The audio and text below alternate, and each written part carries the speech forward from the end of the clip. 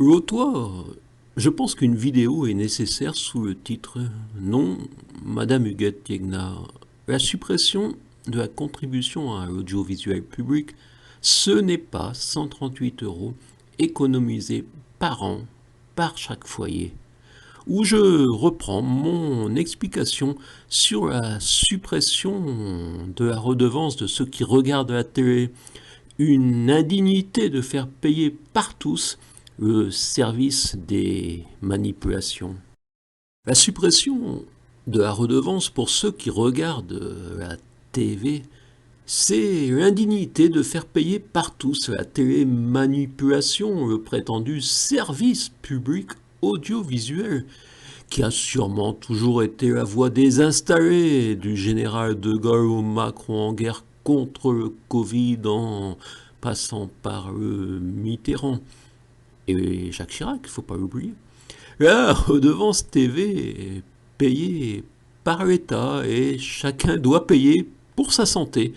C'est bien la voie tracée par le président et suivie par les députés, même si certains ont voté contre. Mais même pas avec cet argument de l'indignité de faire payer par tous ce prétendu service public. Clémentine Autain démontre une nouvelle fois ne pas se soucier des réalités mais sortir un vieux discours. Si je souscris à la suppression de la redevance publique est une mesure démagogique et dangereuse, la suite relève d'un strabisme. La démocratie a besoin d'un service public audiovisuel fort, réformé avec un financement plus juste et garantissant de l'indépendance. Si au moins elle notait, la démocratie aurait besoin d'un service public audiovisuel fort. Huguette Tiegna, députée de l'autre circonscription de mon département, prétend, en défendant cette indignité, poursuivre les baisses d'impôts avec la suppression de la contribution à l'audiovisuel public qui fera économiser 138 euros par an à chaque foyer. Elle note entre parenthèses 88 euros pour les départements d'outre-mer. Et elle ne répond pas à mon observation. Madame la députée, je précise que j'interviens rarement sur ces messages, la suppression de la contribution à l'audiovisuel public ne fera pas économiser 138 euros par an à chaque foyer. Il est honteux de faire payer cet outil de manipulation à l'ensemble de la population par l'État. Vous l'ignorez peut-être, Monsieur le Président l'ignore peut-être, mais certains ne la regardent pas, cette télévision. C'est mon cas depuis 30 ans. Malheureusement, comme vous le savez, une partie de la population n'a plus le droit de s'exprimer dans les médias. Vous savez que c'est mon cas dans le 46.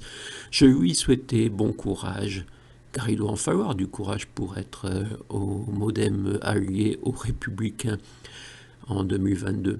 Pourtant, Madame Huguette Tiegna répond à une certaine Marie quand elle est interpellée en des propos nettement moins courtois que les miens. Des propos, certes, sur lesquels il est facile de rebondir. J'appelle ça de la haine gratuite. Rassurez-vous sur un fait. Nous faisons en sorte que le travail paie et qu'il y ait le plein emploi tout en étant solidaire avec les plus démunis. En matière d'aumône, il faut fermer la bouche et ouvrir le cœur, sinon cela ne marche pas. Tiens, aumône. Quel propos surprenant, aumône, chez une élue de la République. Je pensais que tout le monde cherchait la justice.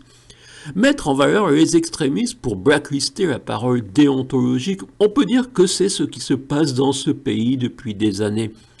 J'espère que Madame Tiegna va se rendre compte qu'elle se comporte ainsi comme nos vieux politiciens. Il est vrai qu'elle est maintenant soutenue par Gérard Miquel. Vous vous souvenez pas de Gérard Miquel? C'était un prétendu socialiste, président du Conseil général de notre département, le 46, et sénateur, oui, quelqu'un d'important.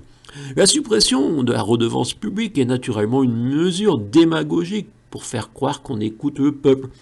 Et Éric Zemmour, qui semble avoir été le premier à promettre cette indignité. Peut-être existe-t-il une étude sur ceux qui ont refusé le vaccin Covid, et cette étude aurait découvert une corrélation avec ceux qui ne payent pas la redevance. Même sans étude, on peut, étude pas à l'école, mais étude par les grands bureaux, on peut se dire que le vaccin Covid démontra la force de persuasion ou de manipulation de la télévision. Attention, attention, allez vous faire vacciner. Alors, M. Macron pourrait avoir pensé qu'il suffit d'offrir la redevance télé à tous, pour que tous la regardent et tous suivent les recommandations de ceux qui souhaitent nous guider pour être plus rentables pour les milliardaires, dans un plein emploi où les milliardaires sont chaque année plus riches et les pauvres chaque année plus pauvres.